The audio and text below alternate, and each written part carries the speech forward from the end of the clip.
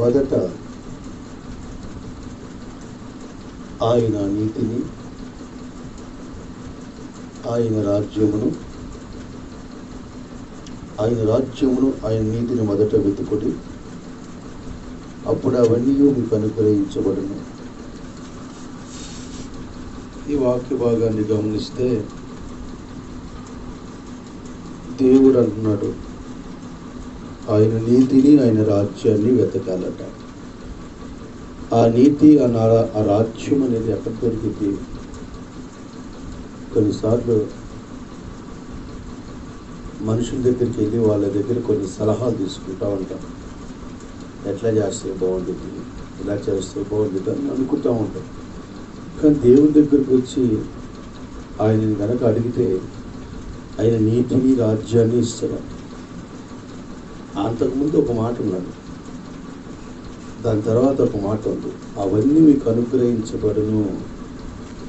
దేవుణ్ణి నమ్ముకోవటం అంటే నీళ్ళలో మునిగి బాప్తీసం తీసుకున్నాను అయిపోయిందని కాదు, కానీ ఆయన నీతిని, ఆయన రాజ్యాన్ని మనం వెతకాలి.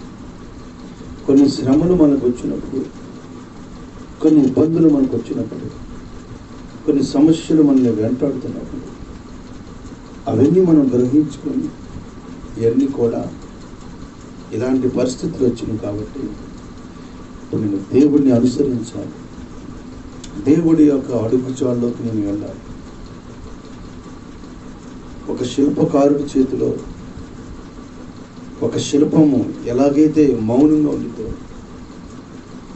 నీ ఆత్మీయమైన జీవితంలో కూడా నువ్వు ఆయన నమ్ముకున్నాను చెప్పుకునే దానికన్నా ఆయన నీతిని, ఆయన రాజ్యాన్ని, ఆయన ఎక్కడికి వెళ్ళినా మనకి ఆయన తోడే ఉన్నాడు. శ్రమల్లో కృంగిపోకుండా, ఇబ్బందుల్లో నలిగిపోకుండా ఆయన నీతిని, ఆయన రాజ్యమును మనం వెతికే వ్యక్తులుగా ఉండాలని దేవుడు మనతో మాట్లాడాలి. కొన్ని మనం అడుగుతాం, గొంతమ్మ కోరికలు కూడా చాలా కోరుకుంటూ ఉంటాం. మనకి జరగని కూడా మనం కోరుకోవటం తప్పులేదు. ఆ కోరుకున్న దానికి అర్హత కలిగి మనం దేవుడిని వెంబడించే వ్యక్తులుగా ఉండాలా? ఉన్నామా? బైబిల్లో ఒక మాట ఉండేది, నేను చూపించే దేశమునకు నువ్వు వెళ్ళుమో, నేను నిన్ను నిశ్చయముగా ఆస్వాదిస్తానంటాడు. అంటే తన కుటుంబాన్ని, తన వ్యక్తులని, తన వారిని విడిచిపెట్టి దేవుడి కోసము ఎంత ప్రయాసపడి వెళ్ళాడో ఆ ప్రవక్త. దేవుని కోసము ముందుకు వెళ్ళే వ్యక్తులుగా నువ్వు ఉంటే నువ్వు అనుకున్నవన్నీ కూడా దేవుడికి అనుగ్రహిస్తాడంట. కొంతమంది కొన్ని ఆపుతూ ఉంటారు, మనకు రాకుండా ఆపాలని, మనకు జరగకుండా చేయాలని ఎన్నెన్నో ప్రయత్నాలు చేయొచ్చు. అది మానవ ప్రయత్నాలే. నువ్వు అనుకుంటావేమో ఈ రోజున నా పరిస్థితి నాకు అన్నీ అడ్డుగానే వస్తున్నాయి, అన్నీ ఆటంకంగానే ఉన్నాయి అనుకోవచ్చు. కానీ నువ్వు గ్రహించాల్సింది ఏంటంటే మనుషుల ద్వారా నీకు ఏం కార్యం జరగదు, కానీ దేవుడే నీ పక్షంగా కార్యం జరిగిస్తాడు. గాడిదతో మాట్లాడించిన దేవుడు ఈ రోజున నీ పరిస్థితిని, నీ స్థితిగతులను తెలుసుకొని ఆయన చెబుతున్నాడు, నీకు నేను సమస్తమును అనుగ్రహిస్తాను, నన్ను వెంబడించు.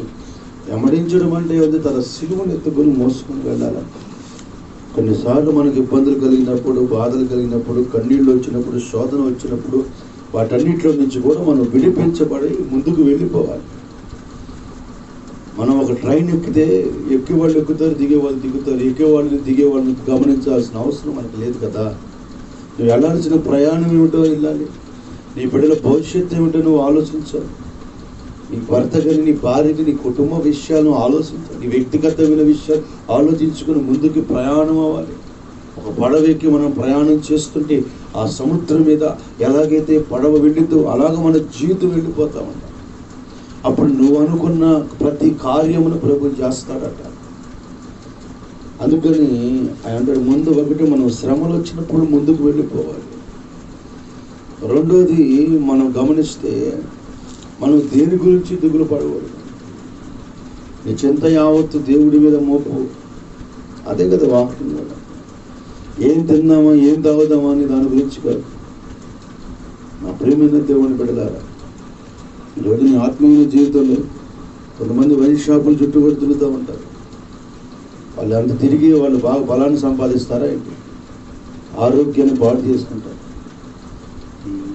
పానుపురాకులు, కైనీళ్ళు ఇలాగా వాడే వాళ్ళు పళ్ళని కూడా పాడేవారు. అంటే ఈ యొక్క లోకానుసారమైన త్రాగాట్లు, ఇంకా ఏదేదో ఆటలాడతారు. డబ్బులను పోగొట్టుకునే వాళ్ళు చాలామంది ఉన్నారు, వాళ్ళ ఆరోగ్యాన్ని పోగొట్టుకునే వాళ్ళు చాలామంది ఉన్నారు. కానీ ఈ రోజున దేవుడు నీతో ఏం మాట్లాడు? నువ్వేం పోగొట్టుకుంటున్నావు? నువ్వు పోగొట్టుకున్నది ఏదైనా సరే యేసయ్య దగ్గరికి వెళ్ళాడు. దేని గురించి చింతించొద్దు, దేని గురించి నువ్వు బాధపడద్దు. నేను నీకు సమస్తముని సమకూరుస్తాను. ఆకాశ పక్షులను పోషించి వాటికి నివాసం ఇచ్చిన దేవుడు నేను. నీ ఆత్మీయ జీవితంలో కూడా నేను ఒకవేళ అందరూ త్రోసివేయొచ్చాను, కానీ దేవుడు ఆకాశ పక్షులకు నివాసాన్ని ఇచ్చిన దేవుడు నీకు ఆయన నివాసాన్ని ఇవ్వలేడా? నీ దుఃఖాన్ని తొలగించలేడా? ఎవరి దగ్గరికి వెళ్ళి దుఃఖపడుతున్నావు? దేవుడి దగ్గరికి వెళ్ళి దుఃఖపడుతున్నావు. దేవుడు అంటాడు, నీ దుఃఖ దినాలను సమర్థం చేసేవాడిని. ఎందుకు ఇప్పుడు ఏడ్చుకుంటా బాధపడతా కన్నీళ్లతో ఉంటావు? నీ కన్నీళ్లు తుడిచే దేవుడిని నేను. మనుషులు మోసం చేశారు, మనుషులు ధృవీకరించారు, మనుషులు నెట్టివేశారు. మనుషుల గురించి ఎందుకు ఆలోచిస్తున్నావు? నేను భూమిని ఆకాశముని సృష్టించిన సృష్టికర్త అయిన దేవుడిని కనుక నీవు నీ కన్నీళ్లు తుడిచి వేసుకో. నా మీద నమ్మకం పెట్టుకో. నీకేది కావాలో అది అసాధ్యమా? నిన్ను సమస్తమును సాధ్యపరిచే దేవుడిని. నన్ను వెంబడించేవారు, నన్ను అనుసరించేవాళ్ళు, నాతో ఏకమై ఉన్నవాళ్ళు ఎప్పటికీ వాళ్ళు ఫలిస్తానే, ఆశీర్వదించబడతానే ఉంటారు. ఆయన్ని వెంబడించిన వాళ్ళు, ఆయన విడిచిపెట్టిన వాళ్ళు, ఆయన కాదనుకున్న వాళ్ళు, పాడైపోయిన వాళ్ళు చాలామంది ఉండొచ్చేమో, కానీ ఆయన అనుసరించి ఆయన ప్రకారంగా ముందుకు వెళ్ళే వాళ్ళని దేవుడు ఎప్పుడు ఆశీర్వదిస్తూనే ఉంటాడు.